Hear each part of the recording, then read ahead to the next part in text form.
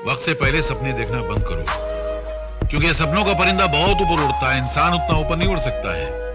इंसान को चाहिए कि उतना ही ऊपर उड़े जहां से वापसी में उसके पर साथ दे सके। उतरते वक्त क्या जाओगे बेटे? तुम तो पहले ही जा चुके हो। अपने आप को एक दौलत वाले की मंडी में बेचकर आज बहाना बनाकर हम लोगों से रिश्ता तोड़ने आए हो। मैं जानता हूं बेटा, मैं सब जानता हूं, लेकिन मेरी एक बात याद रखना बेटे, तुम्हारी उम्र मेरे तजुर्बे से बहुत कम है। तुमने उतनी दिवालियां नहीं देखी है जितनी मैंने तुम जैसे बिकने वालों की बर्बादियां देखी हैं। एक दिन आएगा जब तुम छाती पीट पीट के दुनिया को अपनी बर्बादी का किस्सा सुनाना चाहोगे, वहां सुनने वाला कोई नहीं होगा, सिर्फ रोने वाले तुम होगे, सुनने वाला कोई नहीं। की दौलत इंसान को शुरू शुरू में सुख जरूर दिलाती है, मगर बाद में ले जाकर एक ऐसे दुख के सागर में धकेल देती है जहां मरते दम तक सुख का किनारा कभी नजर नहीं आता है। ये लालच बहुत खराब चीज है। ये इंसान को गुमराही के रास्ते पे ले जाती है, यही पाप के रास्ते पे ले जाती है, और पाप के रास्ते पे चलने के बाद इंसान जिंदगी भर सुख का मुंह नहीं देख सकता। संसार में हर चीज की एक हद बांध रखी है। माँ बाप अपनी औलाद को सजा दे सकते हैं, मगर उसकी एक हद है। उसको चांटा मार सकते हैं, उसका खून तो नहीं कर सकते ना। उसी तरह माँ बाप चाहे कितने खराब हो, कितने गुमराह हो, कितने बुरे हो, मगर औलाद अपने माँ बाप को सजा नहीं दे सकती। जिंदगी का अगर सही लुत्फ उठाना है ना, तो मौत से खेलो। सुख में हंसते हो तो दुख में कह लगाओ, जिंदगी का अंदाज बदल जाएगा।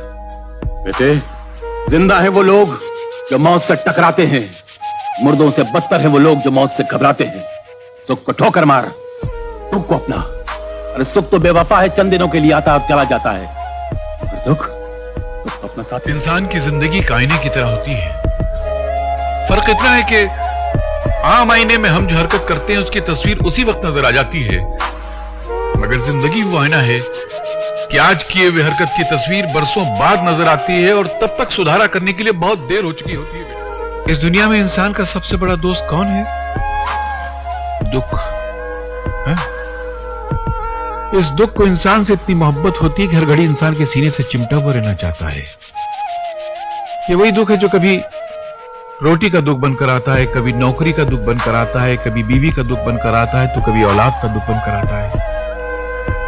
एक अकेला दुख है जो चेहरे बदल बदल कर इंसान के सीने से चिमटा हुआ रहना चाहता है, मगर इंसान इतना बेवकूफ है कि उस वफादार दोस्त को ठुकरा कर बेवफा सुख की तलाश में भटकता रहता है।